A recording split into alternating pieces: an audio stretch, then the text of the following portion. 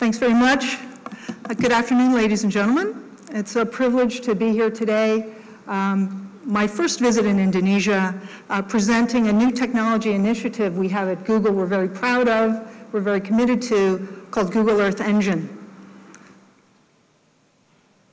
We learned this morning there seems to be consensus that to address the global challenges of sustainability, new models are needed. At Google, we have a commitment to what we think is a new model of philanthropy, which is technology-driven philanthropy. Originally, Google.org gave grants, sort of traditional grants, but we were not achieving the impacts we were hoping. And we realized it was because we were not leveraging Google's core strengths. So now we are choosing a small number of projects which leverage Google's capabilities in information, our infrastructure, our engineering to address global challenges. And Google Earth Engine is a particularly good example of this, we think. How did we get involved with forest carbon monitoring, which is our first use case for Google Earth Engine? We were in the Brazilian Amazon teaching indigenous tribes how to use Google Earth to protect the rainforest and preserve their culture. And scientists came to us and said, you know, Google Earth is great and we use it for environmental projects, but what we really need is for Google to help us stop the deforestation of the Amazon. We're losing 1 million acres a year. It's happening in often remote parts of the forest. There's no law enforcement there. However, you can see in satellite imagery the changes that are happening. And one could create an alerting system that would monitor and report on areas of suspicious change. However, it requires terabytes or even petabytes of satellite imagery data to accomplish this, and it requires weeks to run this on a single computer. By the time you do this, the activities are over. And so they asked if we would consider, since we already had the imagery in Google Earth, would we make it available for analysis? Not just visualization, but for analysis, for policy, and for reporting. So that was our challenge, and for reasons you know well, forest carbon monitoring is particularly timely and globally important. We have a concern of climate change mitigation and global poverty alleviation, and if you look at the scale of what it takes to build a red MRV system, we consider it a Google scale problem because of the scale of the data, the scale of the processing. And again, people came to us and asked for us to be involved, so we jumped in. So some of the challenges that exist today that you know very well, first of all, getting access to satellite imagery, airborne data, LiDAR data, radar data, it's huge amounts of information, and you have to do a tremendous amount of pre-processing of that data in order even to get it to a useful state. Then the RED methodologies are still being defined, and there are many different techniques. How can a developing world country get access to the latest methodologies? Once they do, how do they actually run those methods over large amounts of data at scale? Many, many problems there. So we worked on this for almost 2 years in close collaboration with many scientists, NGOs, and so on. And in Cancun, in December, we officially launched Google Earth Engine, which is our new technology platform for global scale environmental monitoring and measurement. You can think of it as sort of having 3 parts. First, a data catalog where we're attempting to organize for everyone in the world access to the unprecedented treasure trove of satellite imagery data that exists. Then we want to offer access to thousands of computers in our data centers that right now are running YouTube and Gmail and Google Search. Wouldn't we rather they be running environmental analysis? And finally, we offer a framework for new applications to be developed or existing applications to be ported so they can run at scale much faster than has been possible before.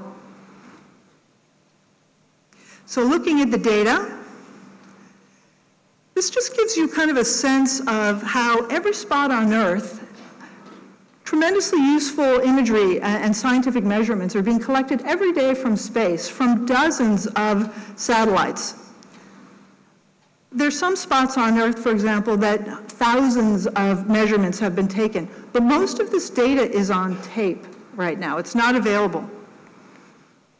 So our first project was to bring online the Landsat archive, the last 25 years of satellite imagery collected over the entire world. We focused on the tropics initially, and what you're seeing is those tallest green bars are where we have loaded into the Earth Engine data catalog online for the first time 100% of the last 25 years of Landsat satellite imagery for those countries. This gives you a sort of our internal dashboard, but you can see that in many cases it's tens of thousands of satellite images that have never before been online or accessible for analysis. Last week we loaded the 1 millionth scene. It was over a part of Siberia. So we bring this data online, and then we produce automatically different kinds of mosaics. So for example, countries need to create reference baselines for forest cover in 1990, 2000, 2005. It's very difficult for them to do this. They need to remove clouds. They need to remove problems in the imagery. We do all that automatically, right? So rather than having people spend their time doing that, we can automate that. We talk about going from the ground to the cloud because to do proper environmental monitoring, you can derive certain valuable information from airborne or satellite imagery, so-called remote sensing data, but valuable information must also be collected on the ground. And so we've done some initiatives over the past couple of years, actually using Google Android smartphones that are web connected, that empower local communities and community-based RED projects to collect important forest inventory data. This is an example where we worked with the Jane Goodall Institute in Tanzania to train village forest monitors who were not particularly internet savvy, but they were very comfortable using mobile phones. This is data they collected in the Masita Ugala ecosystem, and you can see they easily collected high-quality forest inventory data. You can bring the data online and bring it into Earth Engine for analysis. This is Mexico's 400,000 points of forest inventory data. And each sample point, they've measured biomass and carbon. And again, that can be then analyzed in concert with satellite imagery data that handles forest area change. And together you can derive biomass and carbon. I know I'm blitzing rather quickly through this, but so the next offering that people asked us for is access to our computers in our data centers for computation. So I thought I would explain to you, people say, what is parallel processing? How does that help do environmental analysis? Imagine that you have a large set of imagery over, it could be for a whole country, it could be for a whole continent. We split that up into pieces. We farm each piece out to a different computer. Each computer runs the analysis over that geographic extent. The results are brought together and stitched back into the final analytical result. You'll see examples of what kind of impact this technique can have in a moment. The final sort of most important area is the actual applications that can be built now on this platform. We've worked closely with Amazon in the Brazilian Amazon NGO who have created an alerting system, a monthly alerting system for areas of suspicious change. This is their algorithm powered by Earth Engine.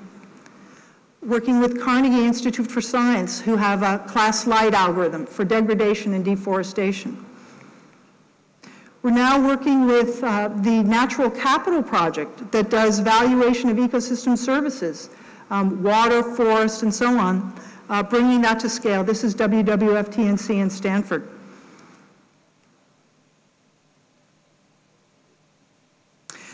Finally, you can see going online into the Google Earth Engine Map Gallery results of some of the projects that have already been done. This is one that we demonstrated in Cancun at the launch, developed in collaboration with Matt Hansen of South Dakota State and the government of Mexico, CONAFOR, the Forestry Commission. This is the finest scale forest map of Mexico that's ever been created. It required analyzing 53,000 Landsat scenes, the last 25 years of imagery for the country of Mexico. It took 15,000 hours of computation, but because we ran it on 1,000 computers in parallel, it was done in less than a day. It would have taken almost 3 years otherwise. Mexico is now deriving change products and turning to biodiversity applications. So the last point I wanted to mention in this whirlwind tour is we want to make sure, as Google.org, that there are no barriers to developing world countries using Earth Engine as their developing RED capacity.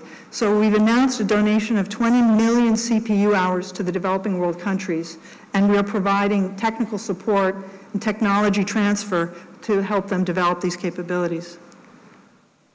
So the summary is it's a new technology platform. Unlike Google Earth, which is visualization, Google Earth Engine allows you to do environmental analysis at global scale with an unprecedented catalog of data online for the first time. We're still in the extremely early stages, and we're very much driven by what our partner countries and partner scientists request from us, and we've announced this donation. So I guess the last point is, we've found that only through the partnerships we have with the NGOs, with government, with academia, can our work have any meaning at all. And it's been a privilege to work with these institutions, and we look forward to hopefully helping address some of the global challenges of RED and sustainability. Thank you very much.